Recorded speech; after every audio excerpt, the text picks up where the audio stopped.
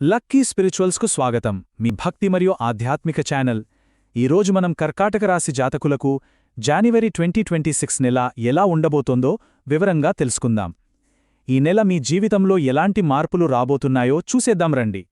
కర్కాటక రాశివారికి జనవరి 2026 చాలా ఆసక్తికరంగా ఉండబోతోందండి. ఎందుకంటే ఈ నెలను మనం స్పష్టంగా రెండు భాగాలుగా చూడొచ్చు.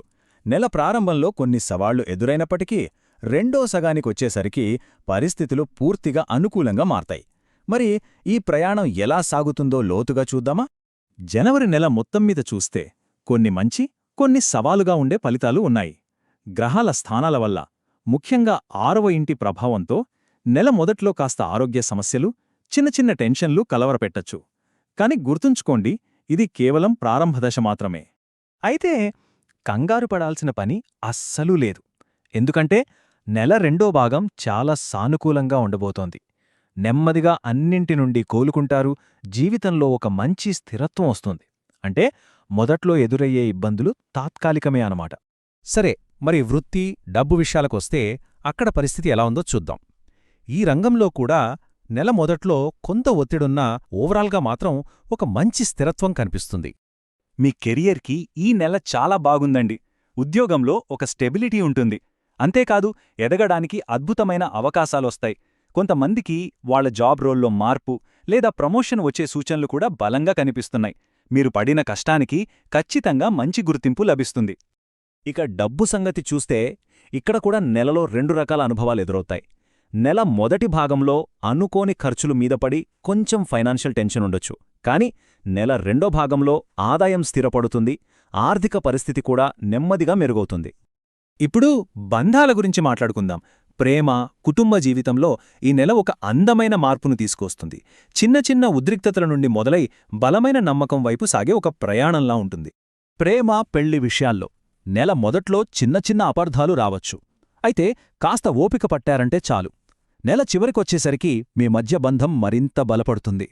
ఒకరిపై ఒకరికి నమ్మకం పెరిగి మీ మధ్య కమ్యూనికేషన్ కూడా చాలా మెరుగుపడుతుంది. ఇక కుటుంబం విషయానికొస్తే నెల ప్రారంభంలో వాతావరణం కొంచెం సీరియస్గా అనిపించచ్చు. ముఖ్యంగా ఇంట్లో పెద్దవాళ్ల ఆరోగ్యం గురించి కొంచెం ఆందోళన కలగవచ్చు. వాళ్ళని ప్రేమగా చూసుకోవడం, వాళ్ల పట్ల కొంచెం ఎక్కువ శ్రద్ధ పెట్టడం చాలా అవసరం.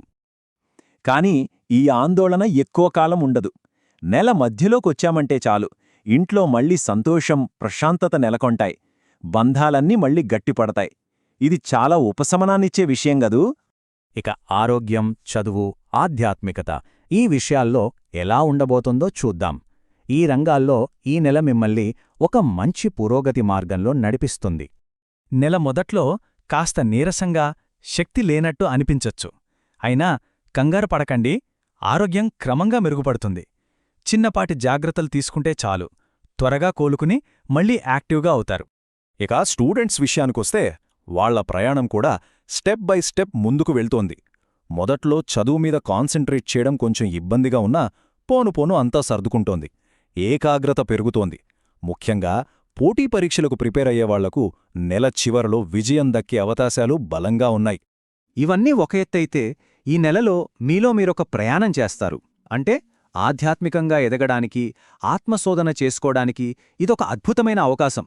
ఈ ప్రశాంతమైన సమయాన్ని తప్పకుండా సద్వినియోగం చేసుకోండి.